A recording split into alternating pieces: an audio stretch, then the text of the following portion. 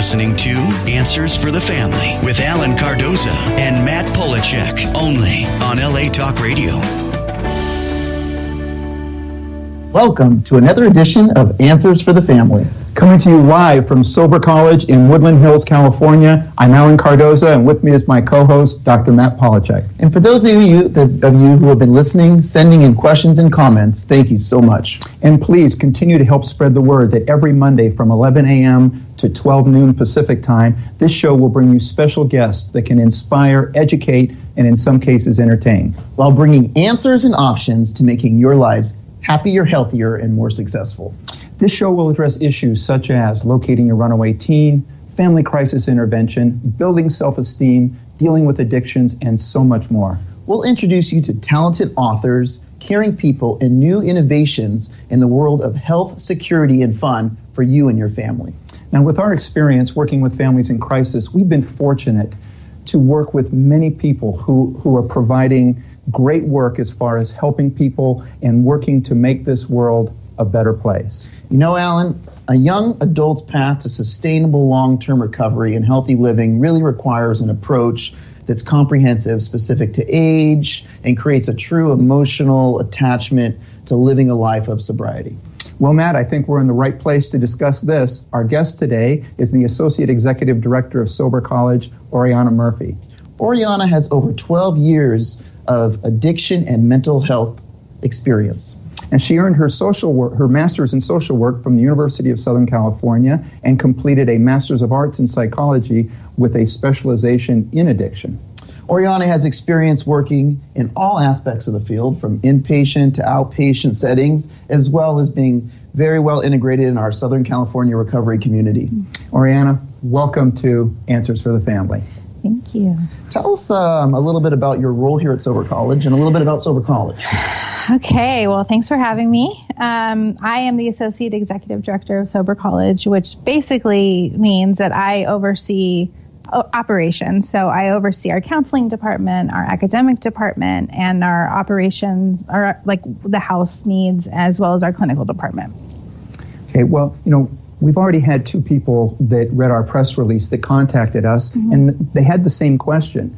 They said, tell us a little bit about the 5 core competency model that you have here at Sober College. Sure. So we are based on 5 core competencies. We believe that an individual needs these 5 competencies essentially in their life to build a life of success. So they are emotional well-being, productivity, fitness, life skills, and sobriety, of course. So like a well-integrated approach. And, we're watching the news and we're hearing about these opioid epidemics and we're hearing marijuana legalization. There's so much change. Have you noticed, changes similar to that of some of the young people coming through here? Absolutely. We are seeing an increase of opiate addicts or opiate users. We are definitely seeing an increase in marijuana addiction, as well as, it's so interesting. I was just talking about this with someone the other day that, a long time ago, it used to be someone would test positive for marijuana for 30 days, and we're seeing people testing positive for 4 to 6 months, which says a lot about the marijuana that young adults are smoking these days or eating, I guess. And so we're seeing a big shift in what that looks like in terms of the addictive behaviors related to that. It's pretty fascinating. To me, it seems like there's this misconception with marijuana where people aren't going to, need treatment for it. But at Betty Ford, we have, 30 or 40% of our young adults are being treated specifically for marijuana use disorder. You're seeing the same kind of trends here. Wow. Yeah, it's scary. And I think that, there are a lot of people that say, well, it's no different than alcohol or it's no worse than alcohol. Well, guess what? We have a lot of treatment facilities for alcohol as well. Absolutely. I always think about marijuana use as sort of like the slow death. A lot of people, I've always heard it's not as bad as heroin, whatever that means. So heroin may take aspects of your life away really quickly. I think with marijuana use, it sort of slowly pulls away all those things that you care about. But slowly or quickly, it happens. So that's why I always think about the slow death. It's scary what we're seeing. The marijuana-induced psychosis, we're seeing that a lot more. And like I said, the addictive behaviors that we didn't see before, I think we're seeing very frequently. And what's your thought on the medical application of it? I mean, there's lots of information out there that shows that from a medical standpoint, that it is doing some good, but at the same time, we also know that there are people abusing that privilege. What's your thoughts? Well, I'm not a doctor, so I hesitate to answer the question. I do believe that there are medical uses for the substance or the drug, but I think that there's also this overprescribing thing that's happening, and it's really easy to get a prescription for marijuana these days. You know, you can walk in and the joke's always, you know, the doctor or whoever is prescribing saying, your ankle hurts, right? Your ankle hurts, right? And you have a lot of anxiety, right? Right? Okay, great. You know, and so my thing is it for medical? Is it for recreational? How do you know the difference sometimes? It's scary. Well, and you probably run into the same thing. Yeah, you know, I mean, the studies are, it's like 5 to 10 times more potent, and there's no regulations on the potency of this. And so this isn't our grandma's, you know, or marijuana from 20, 30 years ago. And, you know, we're both places are seeing the effects. Well, and also I think about the part that concerns me the most is sort of the driving under the influence. So we have a breathalyzer for alcohol. Someone's driving erratic, they're going to get breathalyzed typically if they're pulled over for that. But with marijuana, we don't have a saliva test yet or a breathalyzer yet. Whoever creates that will have the $1 billion idea, but you know, where there's just not so many regulations and we can't protect ourselves as much. So.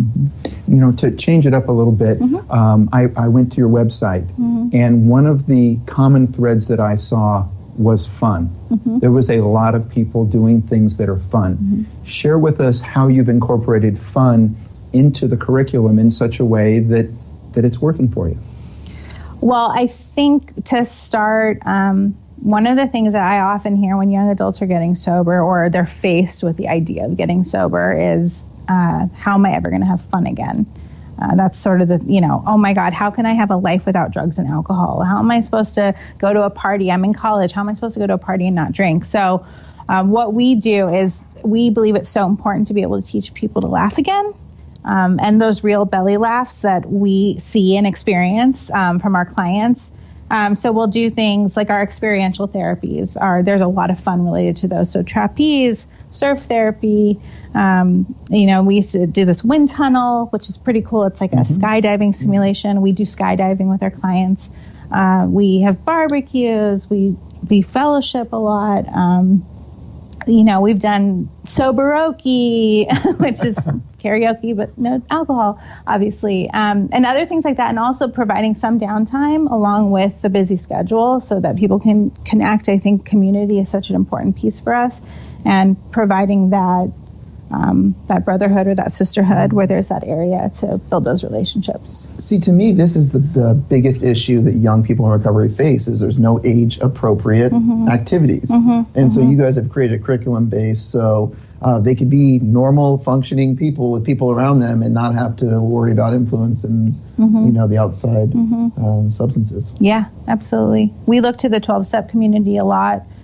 For these ideas. I mean, you hear in 12-step communities, these young people organizations where they have dances and they have bowling and, I mean, you know, football and all these sort of events that they create. So it teaches people that are in the community, hey, you can have fun, you can do these things without drinking and using. And that's so powerful to be able to have that experience. Absolutely. And I think they need to get it on all campuses. Yes. In other words, not just a campus that's focused on being sober, but get it on all campuses because I don't know when it became the fact that you couldn't have fun in college without drugs or alcohol. And I've struggled, you know, I've had patients who are going back to school and trying to find sober dorms or something along those lines. And it's harder to find than you would think. Absolutely.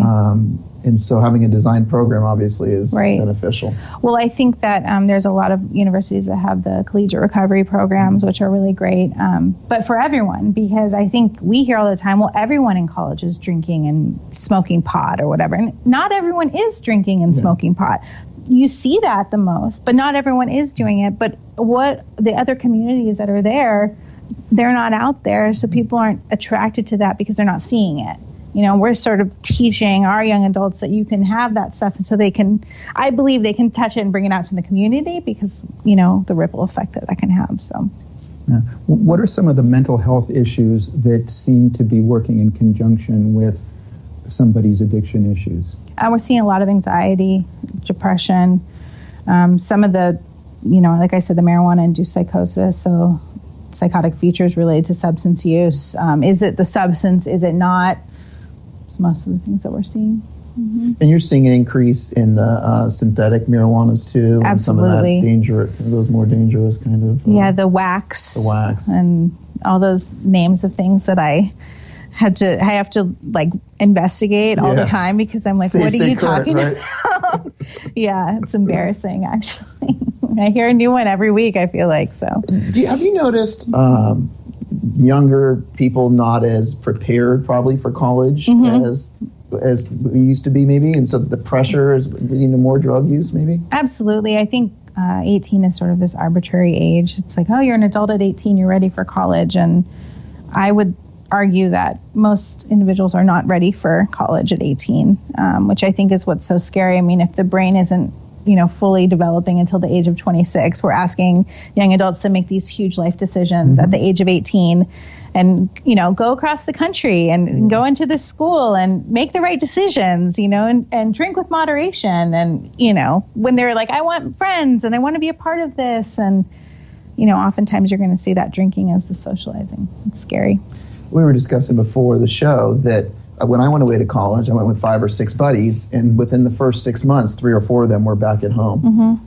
Just from that idea of not being ready and not, emotionally being able to handle the stress. Absolutely. I had a conversation with my own parents recently, and they said, in hindsight, we were not ready. You were not ready to go across the country to college and have to be an adult, really, without sort of the ability to do so. Now, what are some of the things that we can do differently at an earlier age so that we know that they are? I mean, is there a level of testing? Are there things that we can do to be able to say, you know what, maybe you're just not quite ready to go far away. Stay home, start at a community college for a couple of years while you're still living at home. What are some of the other things that people can do?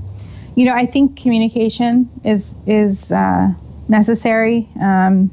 I think about families that are able to talk about sort of concerns.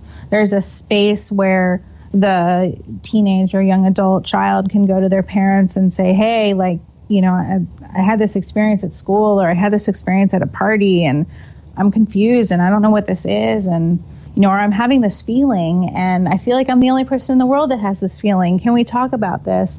I'm sure so many teenagers would hear this and roll their eyes, but I think that piece is so important. I think parents are scared to have those conversations because they don't want to allow or permit the use of substances. But providing that space is so comfortable, and then being able within that to really assess what makes sense. I mean, I am a big proponent of education, and and I think that finding the right school for you is really dependent on the individual, but making sure that there's the support in place beforehand, whether they're going to community college, whether they're going to, across the country, whatever that decision is as a family, that there's a support in the background that they can always return to is monumental, So I think that's really that piece, is what are we saying to our kids? What are we talking about? Right. One of the cool things about this show is people know what we're going to talk about before we go on. And so we've got a lot of parents out there probably listening and watching. What advice would you give for parents whose kids are struggling with substance abuse issues? Number one, pay attention. Listen to your gut. I think that's super important. I think most parents would argue that they knew it. You always ask them, I knew something was going on. Something is probably going on.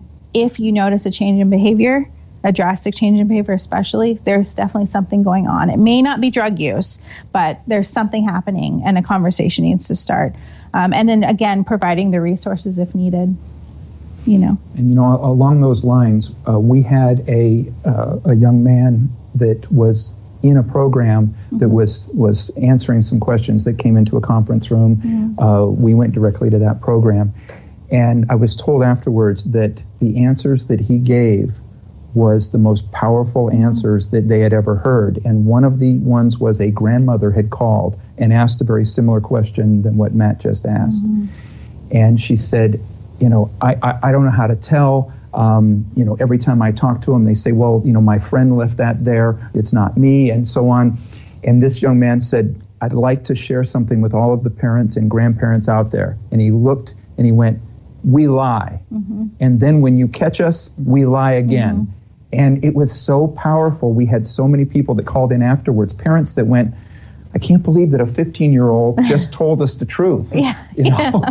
But you talk about that gut feeling. You know, as a parent, you know, you've got that gut feeling. And I think, you know, I laugh because I can't, as a new parent, so I all these things that, you know, I used to hear, I'm like, I know now why my parents said that. But, you know, it was important for my parents to know my friends' parents. And I think that's very important. Who are your kids hanging out with? Who are these individuals? Get to know them. I think get to know their friends. Because if you're not able to see it, sometimes we have these rose-colored glasses with the people we love. If you're not able to see the changes in your child, you might see it in their friends. Why aren't they hanging out with that group of friends anymore? You know, or why does, you know, Sally seem different than she did, you know, a couple months ago? What's going on? But yeah, that's the thing. I mean, you know, that's part of their job. Adolescents' job is to lie, right? And to protect whatever it is that they're protecting. And you know, that's the hard line, because it's like, do you attack the lie and go after it and after and after it? It's like, I don't know if that's always the case or that's what needs to happen, but trust your gut and do something about it, even if it's just opening the conversation. And I think to add to that, because I know I was speaking with a mother one time and she said, well, I don't want to call him on that because then he won't like me. And I said, you know what? I said, your son does not need a 45-year-old best friend. Right. You're a parent. Your job is to parent, not to be their best friend. Absolutely. If you believe it, if your gut tells you that's happening, call them on it. Yeah, we have to untangle a lot of that.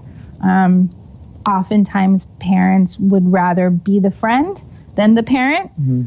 I understand that having to be the parent at times is probably the most challenging thing that one needs to do. But when we see someone come into our program and we see a lot of permissive behavior from the parents, essentially, most of our job is unpacking that and trying to reparent the client, essentially, showing them what sort of what lines are, what boundaries are. You know, we'll just take apart the mixed messages.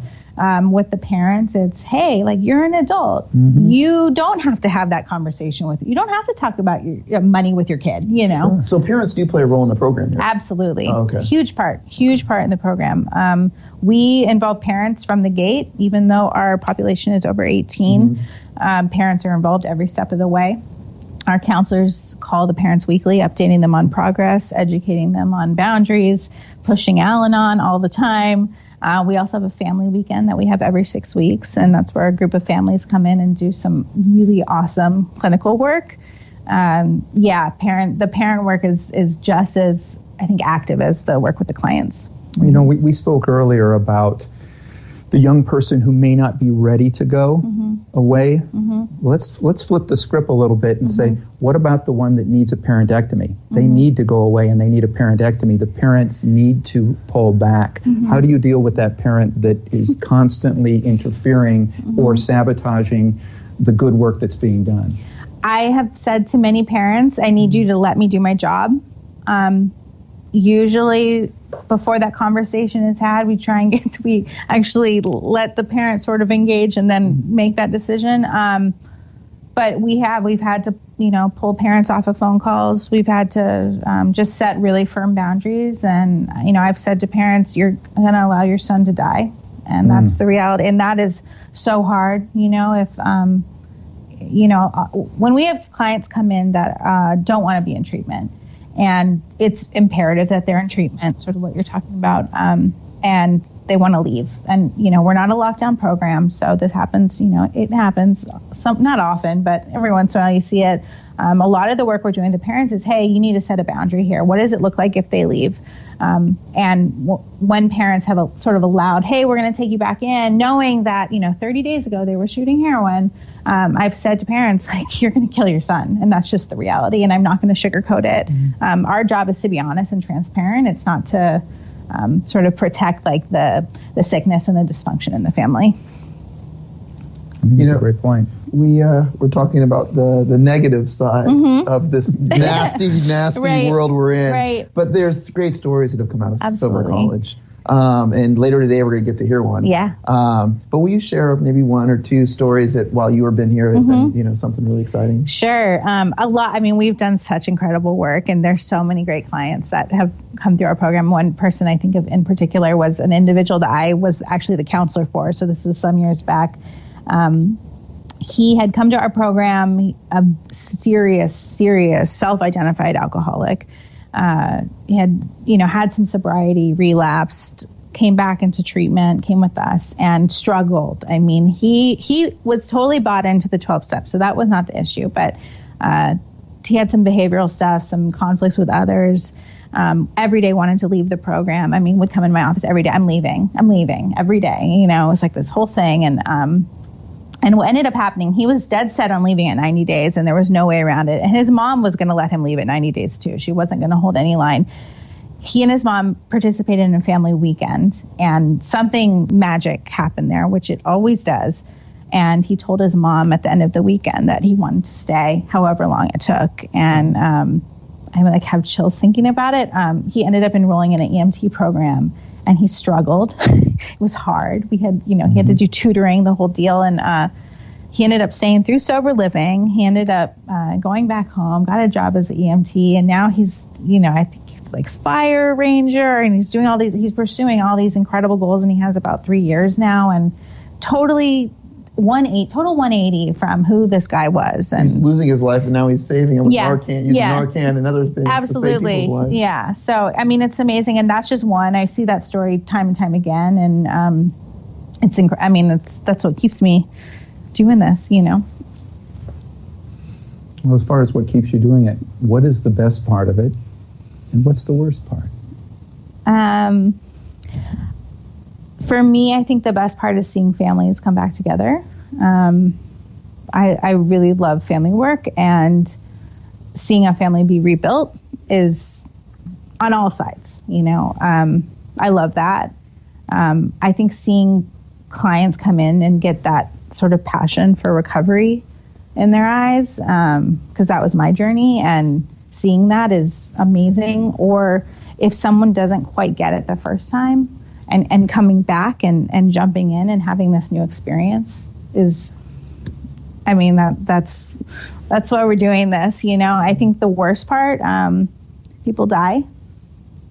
It happens, I think people not getting it or not really ready to be done. I think a lot of what we do in treatment is we raise the bottom, and that doesn't work for everyone. And having to see people leave and knowing that they need to go figure it out, and the sort of the outcome of what that is. This is, you said it, this is terrifying and deadly, and we're in it. It's like a battlefield every day.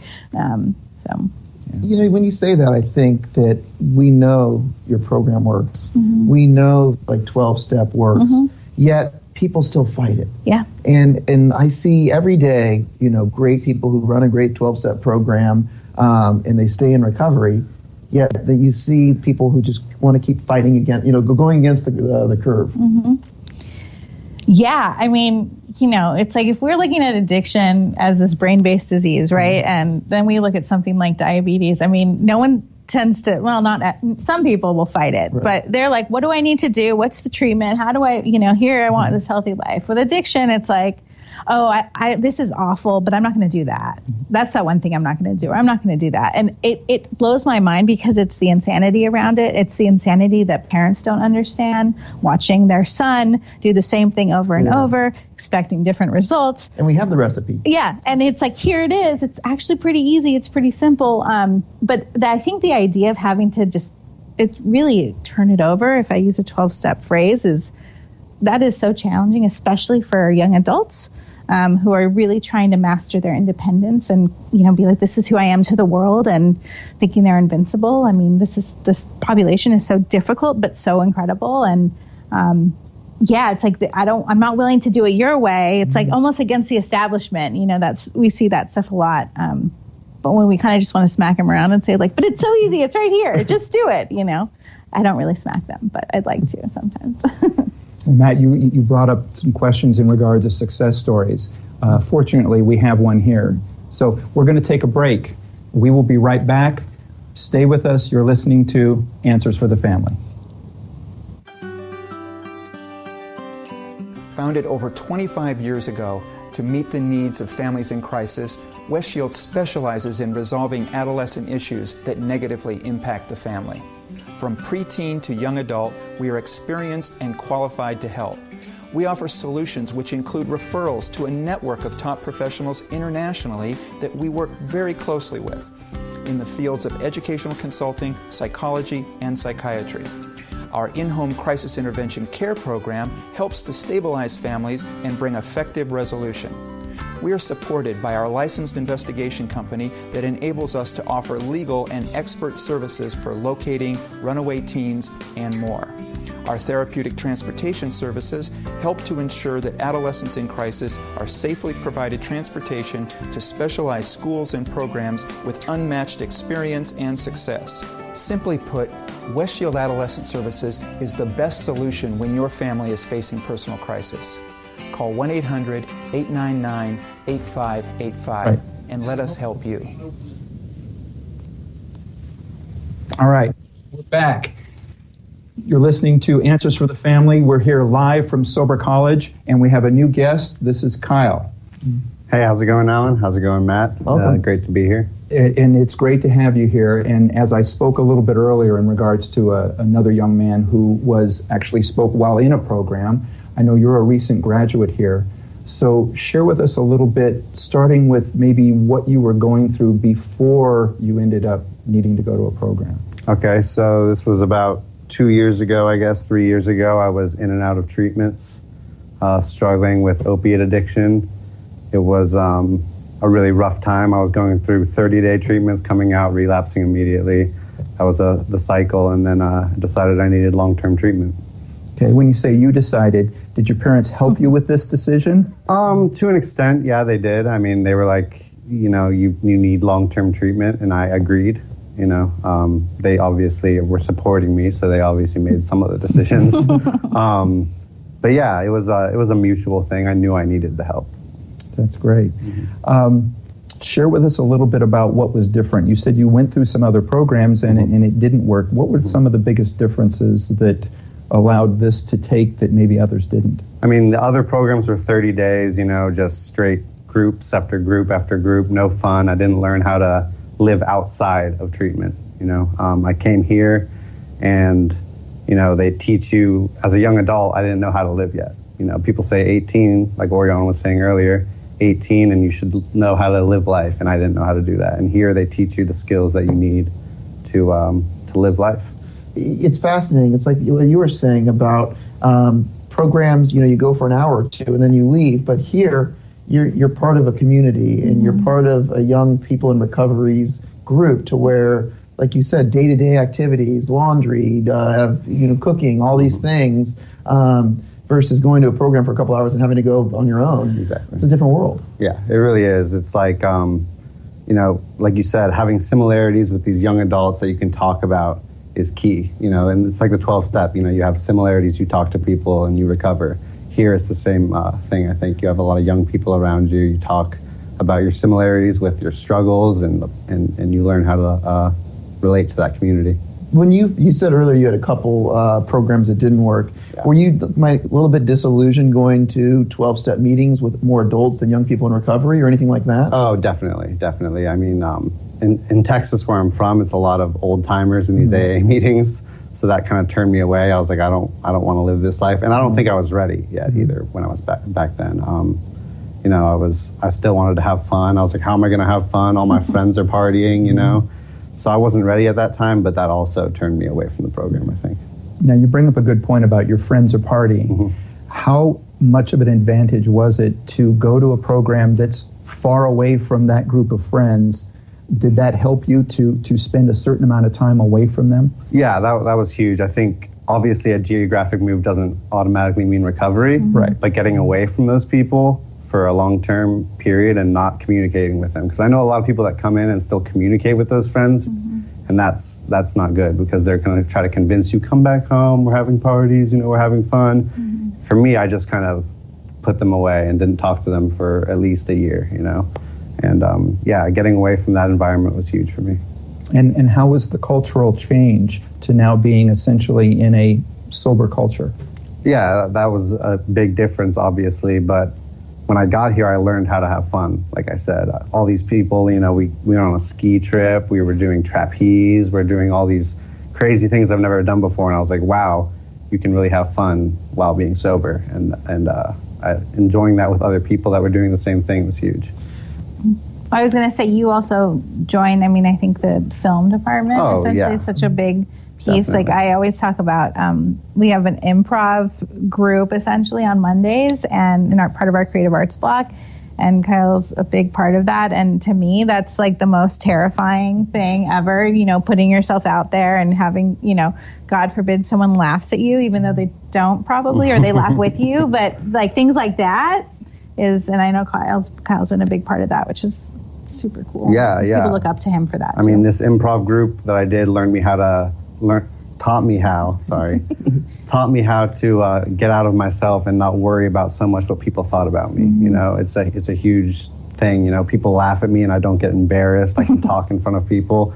Like 2 years ago, I could not sit here and have a conversation with you guys, and it's huge. That's what I was thinking about. The opioid crisis or epidemic we're living in. I hear people all the time. They're not, I'm never going to be happy again. And we're sitting across the couch from someone with a big smile on his face that's loving life. Yeah, it's crazy. Like 2 years ago, like I said, I was sick and tired of being sick and tired. I didn't think there was a way for me to be happy. I was stuck doing the same thing every day, and like. If you told me I'd be here 2 years ago, I wouldn't believe you. What would you, for people out there that are watching, what would you tell someone that's right now, thinking about getting sober from opioids, heroin, prescription? I would tell them that there is hope, because I didn't have hope, but you have to, you have a chance. You just have to find the right place. Like, you can have fun. This is for young adults, because that's for me, but I learned how to have fun. You come to places, you meet people, and there is hope. I didn't think there was, and look at me now. You know what I mean? Mm-hmm. Now, that's a great message for young people that might be struggling. What would your message be to the parents of a 15 to 17-year-old that's not coming home, or that is coming home but high? And they're struggling with how to deal with it, as parents do, because there's that thing. You love them, you want everything you possibly can to help them, but at the same time, there's a divide. Yeah. Okay, what do you tell those parents? What would you share? That's tough, because my parents enabled me for many years. They knew what was going on. Like Oriana said, they had that gut feeling. They knew something was going on, but they were scared to do something. I'm not really sure, because I wasn't in their head. But, my dad was always at work, kind of just out of sight, out of mind with me. And my mom, she kind of, here's money, go do what you're doing. And, she didn't really follow her gut. But I would tell them that at some point you got to follow your gut and put your foot down, because that's what helped me. My dad told me, look, you're not coming home this time. You have to stay. We're not going to help you if you come home. And so that was the thing that really made me stay.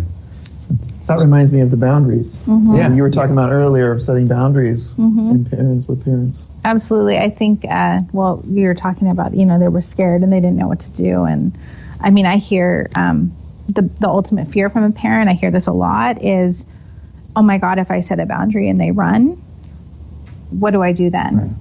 Am I killing them just as quickly that way? If they're going to live on the streets, my son can't live on the street. My daughter can't live on the street. And yes, some people will choose that and they'll do it. I often see people end up calling, saying like, okay, what do you want? Yeah. And that I think is the hardest thing, is like, how do you face that, knowing that, okay, if I don't do what my kid's telling me to do, then they're going to never talk to me again, or they're going to leave, they're going to go be homeless, they're going to, and it's so hard to tell a parent they may have to do that.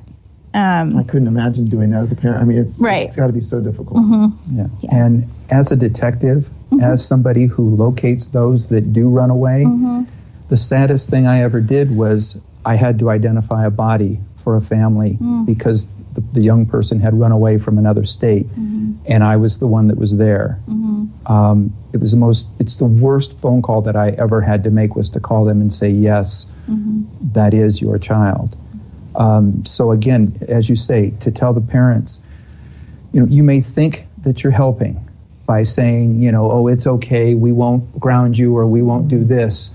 But as you said, going out, living on the streets, and especially at this day and age, it is far more dangerous to do that, for them to try to make it out there, than it is for you to stand up to them as a parent and say, you have to fix this problem. There are programs that can help you. And I also think doing that early on and setting that tone early on, not of like a punishing or vindictive family life, but if you're grounding your child, like, don't not ground them, actually ground them. If you're deciding that grounding is what you do in your family, follow through with it. If you say, I'm taking your cell phone, take their cell phone, because I think we don't want the mixed message anymore. I often hear clients say, like, oh, sometimes my parents say this, sometimes they say this, or, oh, they didn't really mean it when they said this. Mean it. Mean what you say. And I think ultimately it's about safety and keeping people alive. And I would have hated to hear this when I was a teenager, but I knew that my parents meant their boundary. It was like, you were grounded, I was grounded. That was it, And so having those conversations early on and setting that tone early on prevents that big thing of, no, I'm not bailing you out of jail. Okay, but you've bailed me out every single time. Why are you changing all of a sudden? So setting that tone from the beginning. We've got an email that came in. And again, we want to thank everybody for sending in the emails, to take the time. We know many people work in the middle of the day, so to take the time beforehand and to send these in, we very much appreciate it. I think this addresses a little bit about what we're talking about. This one reads, we are parents of a high school senior who graduates in a little over a month. Every day we are becoming more uncomfortable with her attending college out of state because we have caught her lying repeatedly about drinking and feel that she may be on the path to an alcohol addiction. We are in full on discussions on how to preempt or deal with the issue. Can you provide some suggestions? And this is from Charles in New Mexico. And thank you, Charles. Do you have any thoughts? Yeah, for me, when I was 18, ready to go to out-of-state college in Arizona, my parents told me later on, they're like, we knew you weren't ready for college. We knew you weren't ready for college. You shouldn't have gone off. And I agree now, looking back. I should have stayed local, maybe community college, been close to home. But going out of state, I just ran wild. And I think if you have that doubt of sending your kid out of state to college, you should follow your gut again and, make them stay local, I think. I also think that, there's ways of, because it's like follow my gut versus living in fear. It's really confusing sometimes. But I do think there might be ways of, hey, these are the agreements for the summer. And I need you to abide by these things. And if you can't abide by them, you are losing the opportunity to go away this year. And we can look at it next year. Maybe we go to community college. So whether that's, drug testing, whether that's breathalyzer, whatever it is, maybe it's, they can't have the car during certain hours. I mean, whatever the family decides, but sort of setting up an agreement of we're going to do this together. So if you can, what things should we come up with together as a family and that we can agree on and see how that works and then making a decision from there too. Like what's a realistic expectation for an 18-year-old going off to college? Yeah. And what should that look like? Yeah. Well, we've heard the story of how you got here. Well, what's next? What's next? Well, right now I'm going to college. I work here at Sober College in the film department, learning a lot, finding a passion of film, which is really awesome because when I came in, I had never experienced film. I didn't know really anything about it. I got into an internship and I found a passion, which is incredible because I didn't have any passions before I came here. Going to college, hopefully transferring to a 4-year school soon. Working, have great relationships. Me and my family talk regularly. My dad tells me he's proud of me. I never thought that would happen. Life's great right now. Have a great group of friends, living on my own. It's incredible. Well, shall we go to another question? Sure. This one's coming in from William in San Diego. And William's asking, a professor at a small private college, it is alarming to see an increasing number of my students demonstrate the physical appearance, behavior, and academic performance that would suggest an addiction of some sort. I have to wonder what approach you're using that brings these people to the realization that they actually have a problem and to get them to seek help. And this is from William in San Diego. It's interesting. I'm always sort of torn with the how do I identify if I have an addiction or not question, because I think it's really important that people identify it for themselves. However, I think that part of our job as mental health and addiction professionals essentially is to get to know the client and investigate with them. So pros and cons, of their use. How is it affecting your life? Okay, you don't want to be sober for the rest of your life, but what are your goals? We talk about motivational interviewing, which is a method of counseling, and that's kind of what I'm talking about, which is, what are your goals and how is alcohol and drug use interfering with those goals? But getting the client to see it for themselves, because I could tell you all day long that I think you have a drug problem, but you're not going to believe it until you internalize it yourself. I think that's really the piece, is just asking questions, investigating, and getting someone to a place, because it's hard to wrap your head around being sober for the rest of your life, right? So a lot of times what we do is, hey, like while you're here with us, you need to be sober. While you're here, you got to work the 12 steps. You may decide when you leave here that you're not going to do that, especially, if your parents are supporting you.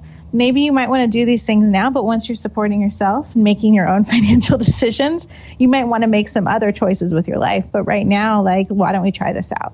For you, did it take a long time to get to that point of evaluating the problems versus the, whether I had a problem or not? I mean, how did that come in? Yeah, I mean, it's just like Oriana said, it just took time, to realize that I had a problem. Because for years I was like, no, I don't have a problem. This is what all kids do. All kids are, using drugs and drinking. I just didn't realize to the extent I was doing it. So it definitely took some time to realize that. But I mean, once you have that, you have a moment of clarity where you finally realize, wow, I do have a problem. And that's what happened for me. Kyle, how much of that realization was that you reached a point to where you realized that you were having more fun being sober than you thought you were having when you were doing drugs? Yeah. I mean, the first 3 months that I was here, I thought I was only going to be here for 90 days. I ended up here for 15 months. But the first 90 days, I think, is really where it kind of started. I started meeting all these people. I started actually doing things, having fun doing things other than using drugs. So that started the realization. But I mean, every day, I think it got better and better. And once I got to sober living, I was like, I don't even need drugs to have fun. So realistically, because you were an opioid guy, and we had a brief conversation before about opioids. To start feeling good again, how many days did it really take where you started to feel? Because I know it's a long time, and I think people have to have realistic expectations. Yeah. There's a mental part of it. There's a physical withdrawal at first. But for you, what would you say the turning point was, so people know what they need to get to? Yeah. I think, first of all, you just need to get active. I was in the gym. I was working out a lot. I was getting back to sleep normal. And I think it took about 30 days to get really over the physical feelings, but the mental took, more than that. I can't put an exact date on it, obviously, but eventually it just started falling out of my mind. And, 12-step, like you said, physical, mental, therapy, having fun, all of those things together really, really changed me. I think people underestimate the power of cravings, and there's sort of the overt cravings and the covert cravings, and we sometimes will see the ones over time that the actual cravings are gone, that voice that's like, you should use again one more time, and it starts to turn into this, you should leave. It'll be so much better out there. You don't want to use, but you should totally leave, and so we try and help people, identify those, as that could be a craving to use, that's our biggest battle sometimes, getting someone to admit that. They're 2 steps away from the, they've already made a mental relapse, basically. Yeah. Now, Oriana, you mentioned earlier about the fact that we all kind of grow up at a different age or at a different time. It takes a different amount of time. In the same sense, what is usually the range? Because it sounds like, from what Kyle is saying, it's a little bit different for everybody in regards to when they come to that realization. Is this kind of why the 90 days is important? Because it's somehow spread between that time? Yeah, I mean, I actually believe that although we're minimum 90 days, I think it really takes, the change starts to happen between 90 days and 6 months, and then the bigger changes come after that. I mean, we see, and I would say this would be the same for you, that the first 90 days you see who you see, right? And there's still a fog there, and you're trying to get buy-in, you're trying to integrate, engage the client, and then they stick around and something shifts somewhere around God, I don't know, it's 4 or 5 months. When someone's actively participating, I think, in their own recovery and have a best investment in their life, and they start to see those changes, and then they go into sober living after 6 months, and that's when they have more freedom to do sort of their own thing, go after that passion. We're into passion development big time, and start to live a life that's somewhat normal, but with safety measures around it. So curfews, drug testing, that kind of stuff. But I think in the first 90 days, I mean, the changes don't happen until after that. Those 90 days are so important to get someone grounded, stabilized, get them engaged, get them invested. But you really need to stick it out, I think, to make some real changes. Right. We've got just a couple of minutes left. Is there anything else that you would like to share? What are the things that you feel that the professionals, the parents, the young people that are watching and or listening should know about either your personal struggle or your belief in the things that really help? I mean, one of the things I mentioned it just a second ago, passion development, to me, that's key. You hear a lot of people saying, people in long-term recovery talk about, I needed to build a life worth staying sober for. That is such a hard thing to imagine when you're newly sober. But that passion development piece is what gives you that. And so, which is why we have the fun and the activities and the internship programs and the creative arts, giving an experience to someone of all those different choices so that they can discover what they're interested in, and giving that experience early on versus waiting till they've been sober for 6 months or waiting till they're outside of treatment. I think that is what really makes the difference. As well as, which kind of goes into it, but getting someone in a place where they're feeling like they're productive and they're working towards something in their life versus pausing it before, to go to treatment, stopping everything, keeping that engaged. I think that's the thing that works, and that's what I've seen from clients, from my friends, from my own experience in recovery. Getting involved in something that I love or started to love early on from the beginning is the thing that really kept me going, and it was like, God, I wouldn't want to risk this for anything. Yeah, I would agree with mostly what she said, but for all the kids out there or young adults that are my age, the sober life, if you're struggling with drugs and alcohol, the sober life is the better life. I'm happy now. There is happiness. I didn't think I could ever be happy. Real, true happiness. I come to work happy, I go to school happy, I go to sleep happy. And that all can be possible if you follow the steps of getting sober, following a passion, getting active, finding people that are similar to you, and having fun. All right. Thank you so much. I mean, it does so much for everybody out there, especially sharing your own story. And Oriana, I mean, everything that you're doing here at Sober College is wonderful. Appreciate it very much.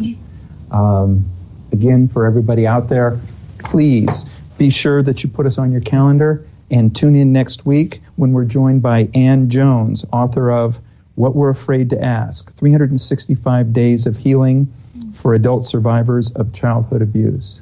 And if you missed and you want to share our shows with your friends, please visit our archives of past interviews at answersforthefamily.com. You may also subscribe or resubmit your name to download your free copy of the Attitude of Gratitude Journal, your 21-day guide to achieving the quality of thankfulness through self-discovery.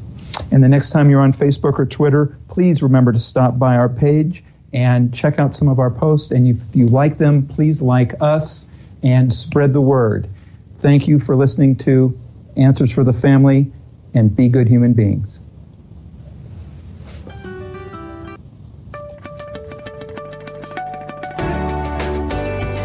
You're listening to Answers for the Family with Alan Cardoza and Matt Polacheck, only on LA Talk Radio.